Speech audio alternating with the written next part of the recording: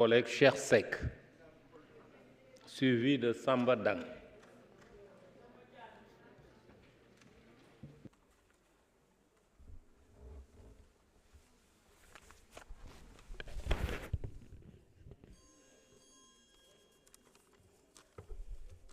Monsieur le Président, merci beaucoup de m'avoir donné la parole. Je voudrais auparavant saluer Monsieur le ministre de la Justice, garde des Sceaux, saluer Monsieur le ministre du Travail chargé des institutions, renouveler tout mon estime et ma considération à Monsieur le ministre de la Justice. Seydou wax na ko sànq fépp foo jaar fu ne ni ma ko waxee woon am nga fa way.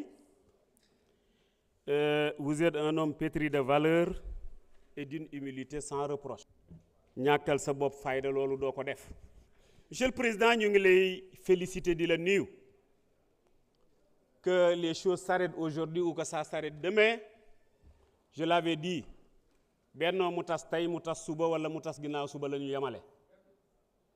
xam nga nag moom bu yeggee ci ràmm dawatul gétt koy daw. kon ñun foofu lañ yegg. ndegam noog ñi nga xam ni ñoo ñëwoon fii ci suppléant ñoo ñeme tas bi gën ñun ñu ñëwoon ci titulaire ca yàgg gañe fa du dëkk. bu tasee yi dañuy àndaat wuti ko rek ca defe naa ni fu ngeen amoon fukk tey fu ne ñeente wala juróom ya wàññiku na. kon terrain baa ngoogu nous sommes prêts à tout. di leen wax rek ni monsieur le ministre président dañu jubal jubbanti jub moom ñëpp moom la ñuy déparé parce que la présomption d'innocence est là waaye nañu moytu juum jubadi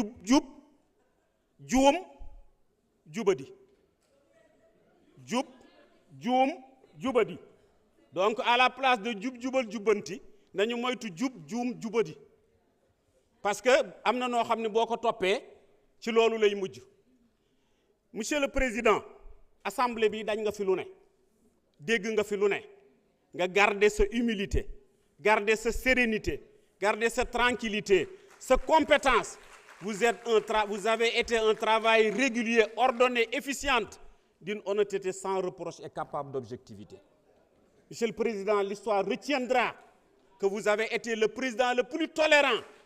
Mais bi nga xam ni moo fi gën a ëmbul li mu fi dékku kenn dékkuwu ko parce que fii kat daj nga fi lu nekk buddi nañu micro yi yenu nañu kees yi taxaw nañ ci taabal yi wax ju ñaaw ju ne def nañ ko fi et valeur voilà maintenant de l'autre côté du pouvoir. Mais nous voilà de l'autre côté de l'opposition, mais nous resterons responsables, nous resterons civilisés, nous resterons républicains pour poser les problèmes tels qu'ils sont, mais duñu def lenn loo xam ne sénégalais yi danañ ñu xeeb wala ñu tuutil ñu loolu xalaatuñu ko. di wax rek nii li nga xam ne aussi monsieur le ministre palais de justice Diourbel ginnaaw biñ ci remercier le gouvernement évidemment le président Macky Sall pare na bu yàgg.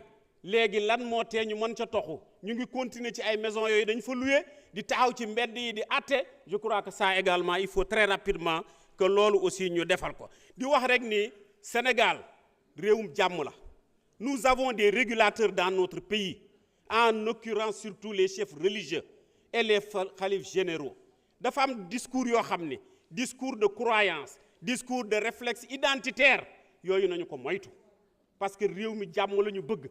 jàmm moo fi xat lépp loo xam ne dafay indi ay ku ci nekk war na koo moytu Sénégal liñ ko xamoon mooy juboo nekk benn dialogue islamo-chrétien dialogue entre les différentes confréries lépp tegu ci aw yoon loolu nag képp ku ko bëgg a dindi ki nga xam ne nag mooy responsable premier bi mu war a remettre de l'ordre dans son camp c'est le président de la République parce que moom la Sénégalais yi fal comme moom la Sénégalais yi fal nag bu dëkk bi yëngoo balaa trop tard dafa war a jàkkaarloog askan wi wax ak ñoom lii ñuul ci soow mi ca du soow mu simpi ko teg ko fële je crois que c'est ça qui est responsable et c'est sur ça ci lañ koy invité li ci des nag ay DPG que mu ñëw que mu bañ a ñëw nous ça nous est égal su fekkentee ni moom mën na weddi waxi président mi bind signé devant tous les Sénégalais ñu dégg ko mu def leneen mais su boobaa ñun du suñu responsabilité l'essentiel nous sommes là bu ñëwee fii danañ def débat civilisé poser problème yi mu wax yoon wi fa mu jëm parce que yoon wi kat lëndëm na et grand penseur disait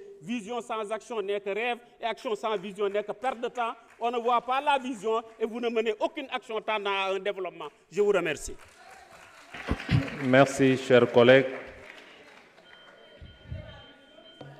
La parole est à notre collègue Samba Dang, suivi de Aïssatou Ndiaye.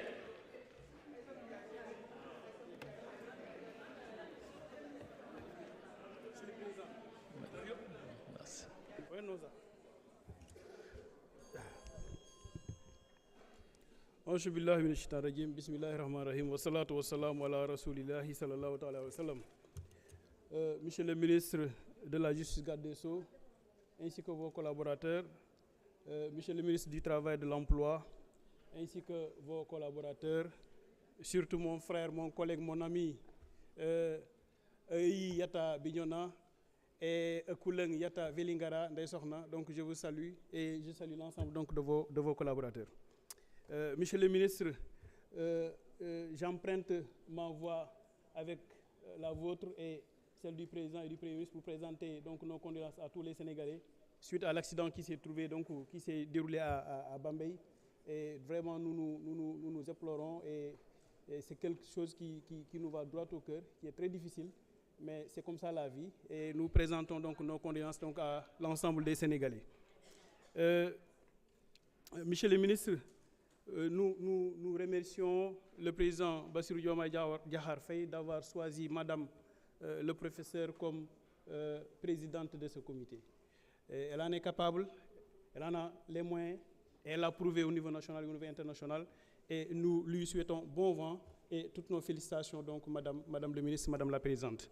Maintenant, nous demandons tout simplement un renforcement des fonds, des moyens matériels, afin que le comité puisse agir au niveau local. Parce que c'est très important. Aujourd'hui, le justiciable sénégalais n'a pas droit ou bien ne peut pas donc accéder à cette justice-là. Souvent, les gens ont du mal à prendre un avocat. Et ce comité-là, au niveau local, avec les comités régionaux, peuvent aider les Sénégalais donc, à avoir un avocat et à avoir donc accès à cet avocat-là. Donc, il faut créer un pôle d'avocats donc, dans ce comité-là pour pouvoir donc, permettre aux Sénégalais donc, d'accéder à la justice. Maintenant, après avoir doté donc, des moyens assez à ce comité-là, nous venons tout simplement donc avec les nouvelles régions. La région de Kaffrine, la région de Kédougou et la région de Sédhiou. Et ça, ce sont des régions qui sont des déserts infrastructurels. Il n'y a absolument rien du tout. Vous l'avez dit, on est en train donc d'installer donc le tribunal de grande instance donc de Kaffrine, mais les tribunaux départementaux, donc nous en avons besoin, Birkeland en a besoin, donc Malem Hodar en a besoin, Koungheul, ainsi de suite, ainsi de suite. Donc ça, vraiment, nous appelons donc à une proximité donc de la justice par rapport donc aux justiciables, par rapport aux citoyens. Les statuts des agents de l'administration pénitentiaire. On en a parlé, vous m'aviez donné donc l'assurance, mais le président de la République, le Premier ministre, en connaissent mieux que nous. C'est pourquoi la première décision du président en venant, c'est quoi? C'est de donner à l'administration pénitentiaire donc la gestion donc de ce qui est l'administration pénitentiaire, parce que c'était la gendarmerie qui gérait. Et je crois que les statuts des agents de l'administration pénitentiaire, vous en savez plus que nous, et je crois que c'est en bonne voie, et vous allez faire tout le possible pour que ça puisse évoluer. L'autre chose, c'est par rapport à la composition. Aujourd'hui, on assiste à beaucoup de problèmes entre les agriculteurs et les éleveurs. Moi, je crois que dans ce comité-là, on devrait avoir un représentant agir sur ce sens-là. Parce qu'il y a beaucoup d'enseignants décisionnaires qui sont là, qui peinent à retrouver le droit.